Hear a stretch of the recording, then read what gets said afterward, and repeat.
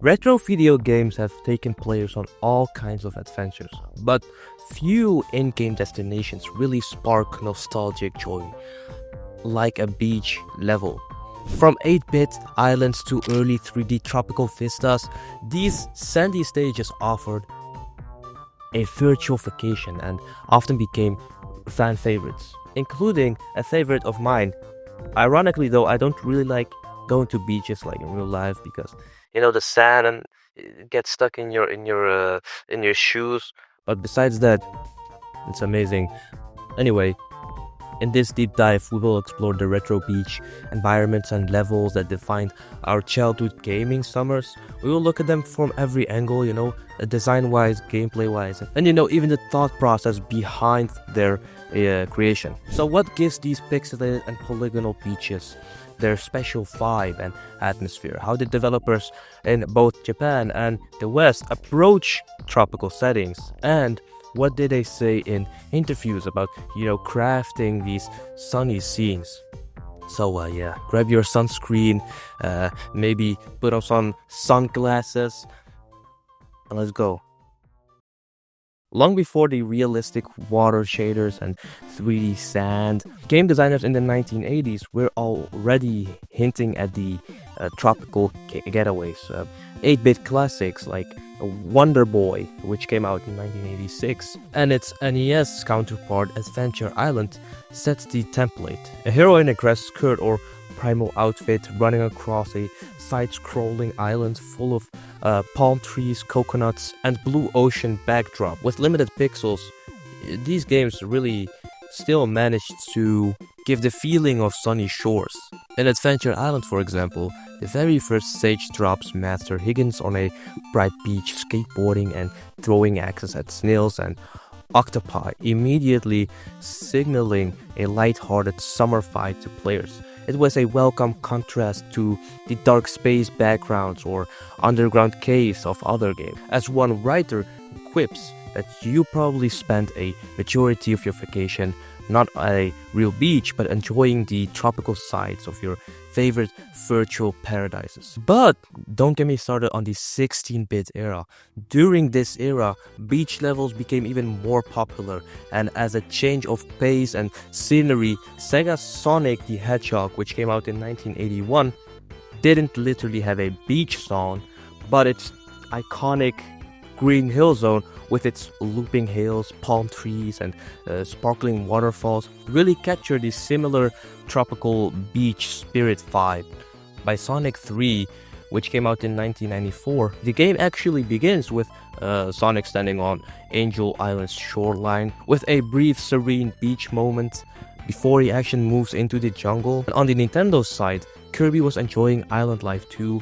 In Kirby's Dream Land, which came out in 1992, they featured between tropical isles and even swims through the ocean. Its NES follow-up, Kirby's Adventure, had an entire world called Orange Ocean, essentially a late-game beach ocean world with pirate ships and sun-kissed skies and ocean. These early levels were usually filled with genre-typical gameplay like running, jumping, maybe swimming, but skinned in a summery theme, maybe the character had a Hawaiian shirt, with the palm trees on it, buttons open because it's a little bit hot, and the palm tree platforms where like you have the palm trees and you can like stand on the leaves. Of course, you got the hermit crab enemies and background suns, giving players a cheerful intermission amid tougher stages, like for example a lava world or underground world, whatever. Even action and beat 'em up games got into the beachy mood. For example, Teenage Mutant Ninja Turtles 3, the Manhattan Project, which came out in 1992 on the NES, opens on Slaughterville Beach, a spoof on Fort Lauderdale. The Turtles are literally on spring break, surfboards and all before Shredder's sidekicks crash the party, and the scene has sun, sand, surfboards, not things you typically associate with the Turtles, but it really established a fun tongue-in-cheek tone, palm trees and warm sand. But Shredder has sent some hometown boys to kick Sand in your eyes? This shows how even in the early 90s, Western developers were embracing the beach setting occasionally for a light-hearted vibe or a creative setting for combat. Also, one noteworthy title from Nintendo of America is Star Tropics, which came out in 1990 on the NES. Also, this entire game is an island-hopping adventure. Chapter 1 begins on a tropical village, and Chapter 2's overworld features a beach with hidden passages on an island.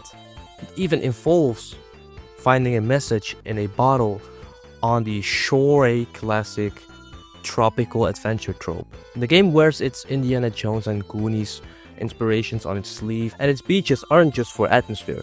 They hide secrets and items critical to the gameplay, like navigating under sand to find hidden entrances. This early example of a tropical setting integrated into gameplay mechanics that would pave the way for more sophisticated uses of beach environments later. Across these 8-bit and 16-bit examples, some patterns emerged. Beach levels often came early in the game, giving players a friendly, visually bright introduction before harder or maybe darker levels.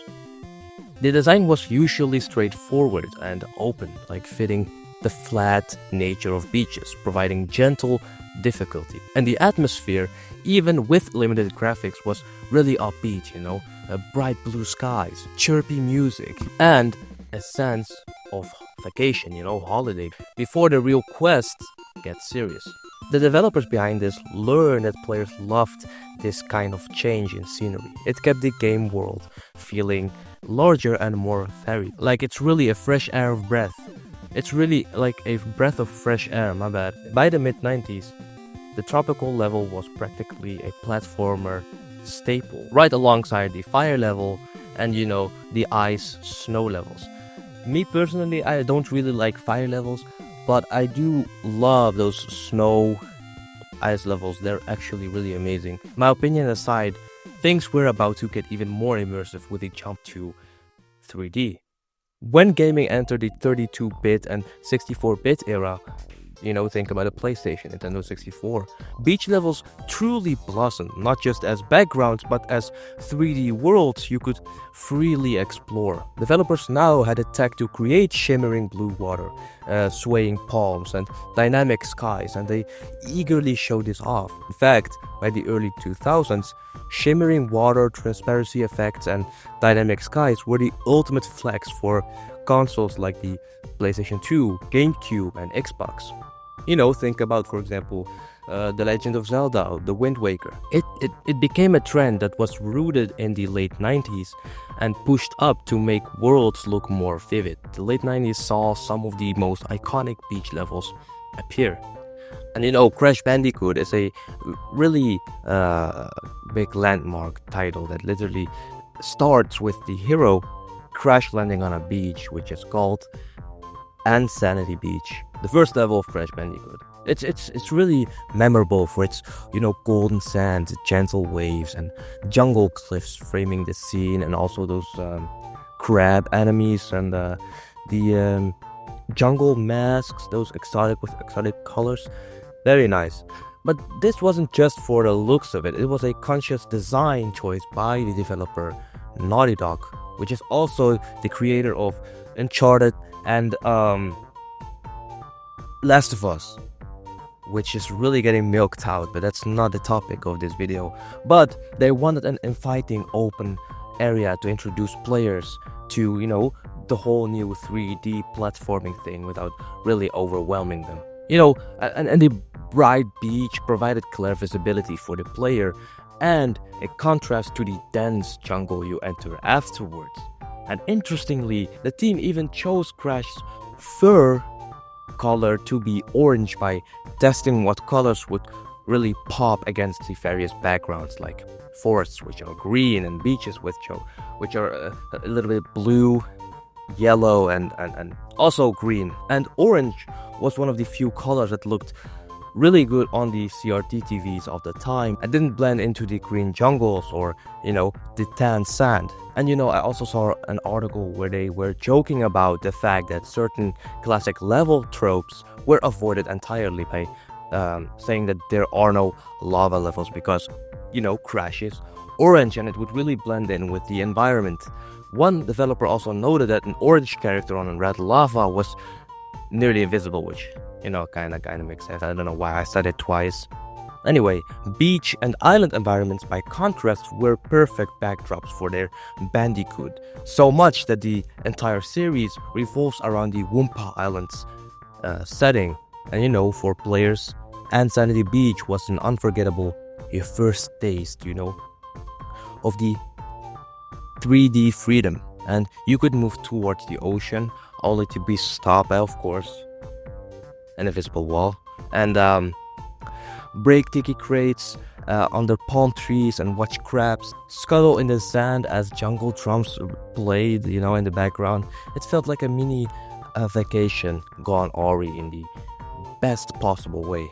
And meanwhile, on the N64, Rareware, pretty hard to pronounce it, with the anyway, Rareware was crafting its own beloved beach, and it was Banjo-Kazooie, which came out in 1998.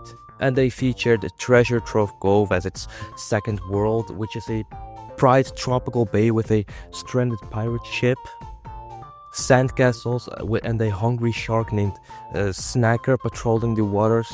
And a lot of people cite Treasure Trove Cove as one of their most beloved beach levels ever, for a very good reason though, and it's because it really nails the vibe with the steel drum music, the azure water you can swim in, and a gameplay that alternates between exploring the sunny beach and, braving the ocean depths. Rare's design was actually also very clever. After the relatively safe green hills of the first world, this cove taught players new mechanics like flying, because Banjo finds a flight path here to soar above the beach. And they also dealt with the classic risk-reward of the ocean levels, items in the water, but you enter at your own risk, because remember, exactly, the shark is in the waters patrolling the whole thing.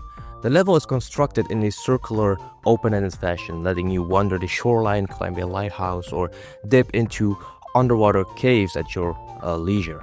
And this is what I would call an early example of non-linear 3D level design.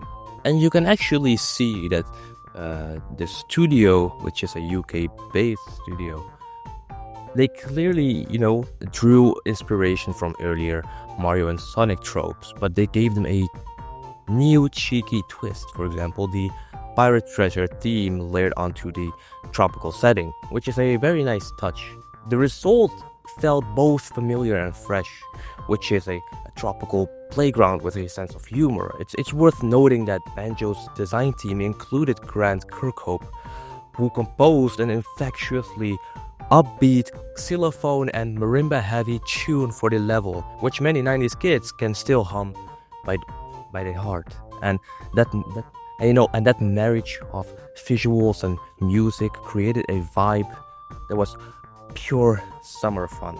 And Mario himself took I would say a partial dip into the beach territory on an N64 as well, like Super Mario 64, which came out in 1996, for example, which didn't have a full tropical island level, but, well, the mood there was more like mellow and mysterious, with a sunken ship and calm underwater theme music. You do start in a small stretch of sand and rocks by the seaside. Mario 64 established that 3D swimming could be done in a relatively relaxed way. Players could pedal around, explore coral, and climb back onto a beach.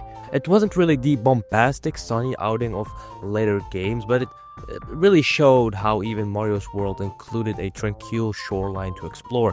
And later on, it would be much greater with Super Mario Sunshine, which I will get into later in the video. And we also cannot forget the first time we saw Sonic the Hedgehog's first foray into full 3D, and, unsurprisingly, it launched on a beach as well. Sega's Sonic Adventure, which came out in 1998 on the Dreamcast, opens with Emerald Ghost, a gorgeous a gorgeous seaside resort zone, and this level blew everyone away at a time. It featured, crystal blue waves, loops, and corkscrews over the ocean, and its famous set piece of a killer whale smashing a boardwalk while chasing Sonic. It was visually spectacular and a statement piece for the Dreamcast's capabilities. In interviews, Sonic team members have hinted that they wanted Sonic's new 3D gameplay to feel like a grand adventure, and what better way than starting at an idyllic beach vacation spot before the drama really kicks in. In a fun Q&A, Sonic Adventure's director was even asked, what's the hottest vacation destination in Sonic's world? And he answered with Emerald Coast. And design-wise, Emerald Coast was smartly crafted to introduce speed in a forgiving environment, like with wide paths along the shore and over water with bright visuals to guide the player as well. It also used the environment to create memorable gameplay moments like bouncing across umbrellas or being propelled by dolphin-like creatures. This was a clear case of Japanese developers embracing a tropical aesthetic wholeheartedly, and it set a precedent for many Sonic titles to include at least one beach or seaside stage thereafter. For example, in Sonic Heroes Seaside Hill in 23 continued the trend, but it wasn't only platformers getting sandy in the late 90s.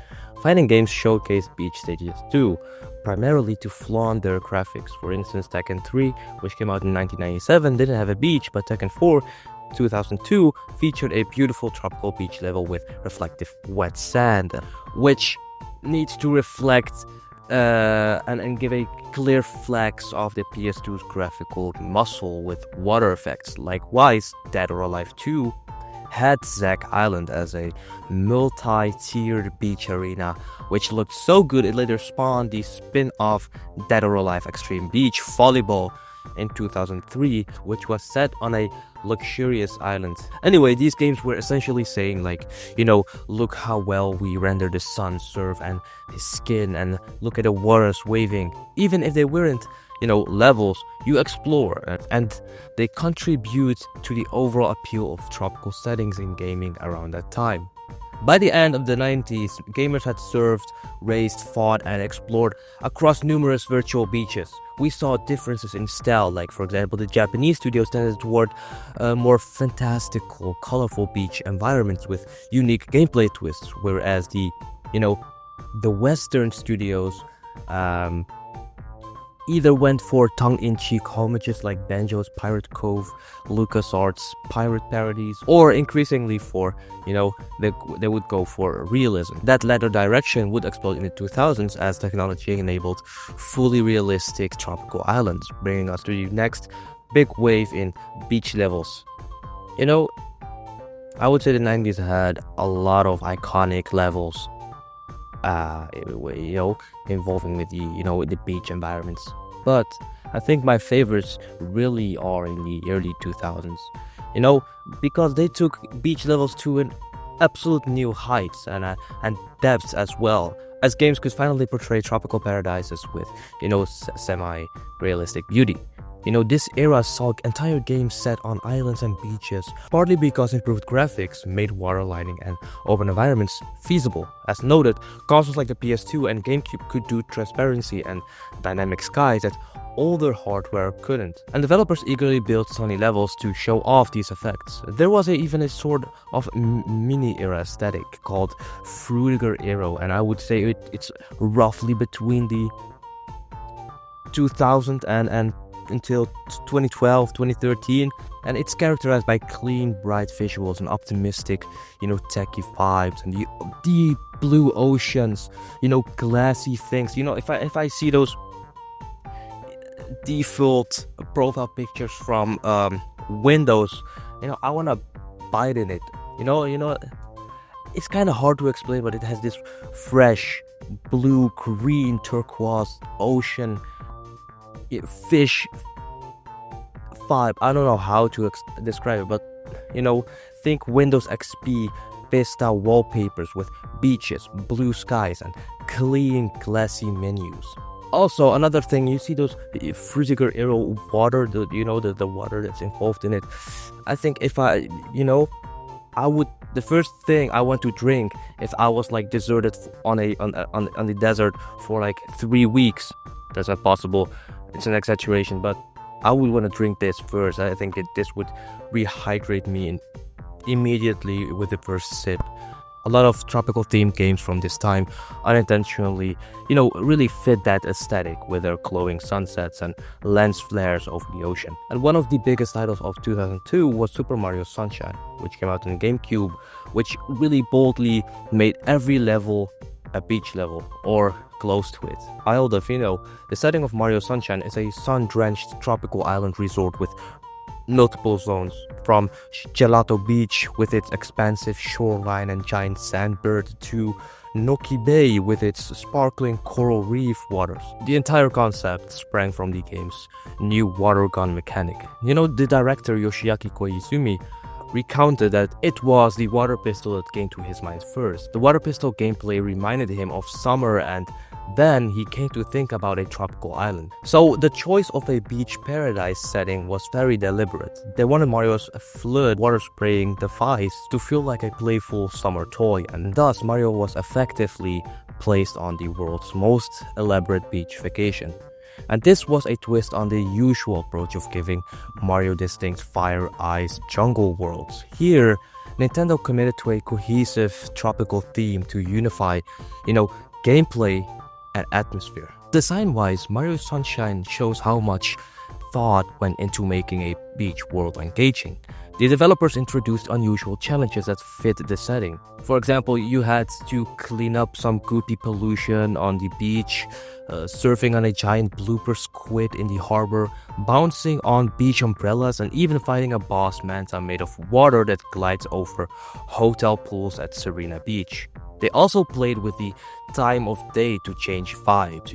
One world might be at high noon, which had the blindingly bright sand, while another is at sunset, which had the beautiful, rich orange skies. The hub of the game, Delfino Plaza, is literally a seaside town with a big beach where you can swim or just relax and listen to the music and enjoy the view. In interviews, Shigeru Miyamoto mentioned he even considered changing Mario's outfits to a short-sleeve Hawaiian shirt for the island setting. It's more fitting, It was a suggestion that was partially implemented. Mario wears a floral shirt and sunglasses in cutscenes, and that shows how committed they were to the vacation vibe. The result of all this was a game that oozes tropical atmosphere, and some players felt it was like a constant summer holiday, while others missed the variety of classic Mario worlds. But there's no denying that Sunshine took the beach concept and ran with it, influencing many games to come with its depiction of sun-soaked adventures. And by the way, on the more realistic end of the spectrum, PC and Xbox games were making waves. In 2004, Crytek released Far Cry, a first-person shooter set on a lush Micronesian island. This was a pivotal moment. Far Cry proved that a game could render a massive outdoor tropical environment in 3D and not only be playable but also really stunning. The developers explicitly set out to do what hadn't been done. And I quote, "A massive outdoor tropical environment was something that had never really been done well in a first-person shooter game. We had seen too many games with dark corridors. We created a beautiful, widely appealing outdoor environment for Far Cry, a contrast to the current market first-person shooter games." In other words, they chose a beach and jungle setting to stand out from the gray and brown indoor shooters of the time. And the island too wasn't just window dressing. The design of Far Cry is built around it. The game offered unprecedented long-range view distance. You could stand on a cliff and see the shimmering ocean and distant atolls far in the horizon. The AI was tuned for outdoor combat, and players were given freedom to roam and approach objectives from the beach, the jungle, or even the sea. The CryEngine technology handles foliage, water, and lighting in ways console players hadn't seen yet, and there was certainly nothing to touch it for foliage, draw distance, and water effects in 2004. The lead producer Christopher Natsume even joked in a Q&A that, he said, "If you went to a tropical island, you wouldn't want to stay indoors the whole time, would you?" Yeah, it makes sense. It kind of makes sense, if you have an island, you want to explore the whole thing. Hence, Far Cry is mostly outdoors in the gorgeous island's terrain. And this philosophy resonated with a lot of people, and Far Cry's success kicked off a whole subgenre of open-world tropical shooters. Following Far Cry's footsteps was Crysis, which came out in 2007, and also by the same developers after they parted with Ubisoft. Though a bit beyond our retro window, Crysis is worth a quick mention because it became synonymous with lush island graphics, so much that even aesthetic communities identify Crysis' tropical setting as a prime example of the Frutiger era beach vibe. In short, early 2000s technology made the idealized tropical island a reality in games, fulfilling what older games could only suggest with pixels. It's really worth noting it though, how lightning and time or day were experimented with in this era. Were experimented with in this era's beach levels. Some games went for the full sunny day to show off, the bright lightning, while others used sunset beaches for the dramatic calm effect and the mix of the colors in the environment. You had the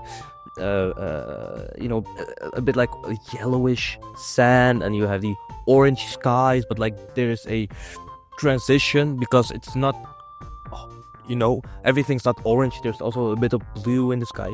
Very beautiful. For example, I think Tekken 5 is a good example, which came out in 2004, had a gorgeous evening beach stage with a red sun and long shadows on the sand, purely for mood and atmosphere. Another one is Resident Evil Code Veronica. Begins with Claire Redfield on a dark, stormy shore, which is a very on-vacation atmosphere, Showing a beach can be scary too, It was very anti-holiday, but those were exceptions. The general trend was that games in the early 2000s made tropical locals brighter, bolder, and more central than ever before. I think around 2005, the idea of a tropical beach in a game was almost expected, like in certain genres, like there had to be a beach level. Yet, whether it was Mario cleaning graffiti at the seaside or a super soldier stalking mercenaries through island's foliage, the appeal of the beach setting really remains strong. And after all, games are about escape, and what's a more universally appealing escape than a beach vacation? Of course, like, there are some people like who are really overworked and have a burnout, and people are like, go on a holiday, go to the the Bahamas, Indonesia, go to the beach. You see, even if that vacation is filled with enemies or puzzles or it's virtual, the setting brings a kind of joy and laid-back charm that a lot of people really love, At this point, we've seen a lot of examples. Let's step back and compare how different developers, the Japanese, the East developers, and, the West developers handle beach levels. And, let's dig into these specific design aspects that make these levels really, scratch that little part of your brain. I really like to see how beach levels are designed and why certain things are, implemented and how they do it. And the biggest reason is also why, because you need players to like him and stick with him. And one fascinating aspect of it is seeing how the Eastern developers, especially mainly the Japanese and the Western developers, sometimes approach those aspects on the design wise differently.